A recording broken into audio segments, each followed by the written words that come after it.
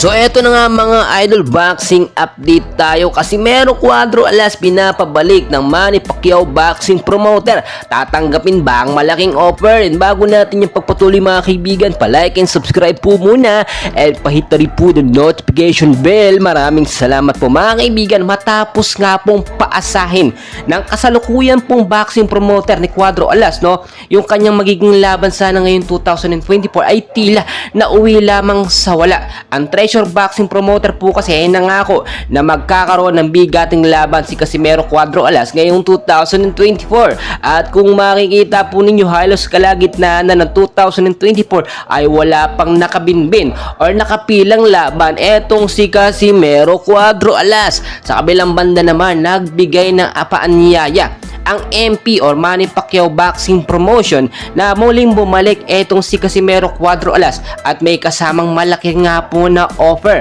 Well mga kaibigan, no, tinatarget na naman nila makuha si Alas para sa popularity nga po at muling sumikat at umingay ang Manny Pacquiao Boxing Promoter, no. Kung titignan po ninyo, hindi na dapat bumalik pa dito si MP etong si Casimero dahil paasa lang din po naman, no, ang MP at ilang beses na po yung nangyari mga kaibigan. Para sa akin mga kaibigan, yung inaabangan nga natin na promoter na nag-alok dito kay Casimero, ang hinihintay niya walang iba kundi ang Floyd Mayweather Boxing Promotion. Bakit po mga kaibigan?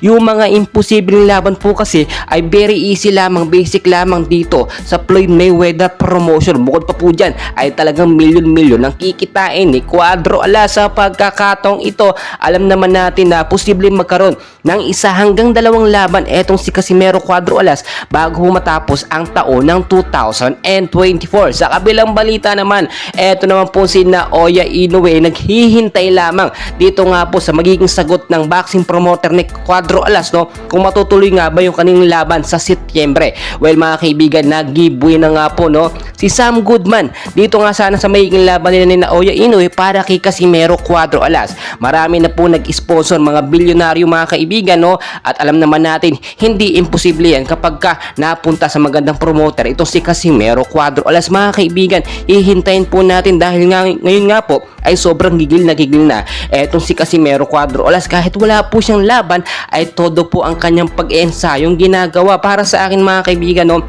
ay nasa tama at nasa perfect spot na paglipat ngayon ito si Casimero Cuadro Alas sa panibagong boxing promoter. Pero wag na babalik dito sa MP at sa Treasure Boxing Promoter. Bagkos yung malaking offer nga po sa Floyd Mayweather Promotion ang kagatin at kunin ni Cuadro Alas. Well mga kaibigan, ang dahil pa nating kaganapan. So dyan lamang po kayo, and please wag na huwag kalimutan mag-like and subscribe for more boxing updates sa Pilipinas. Maraming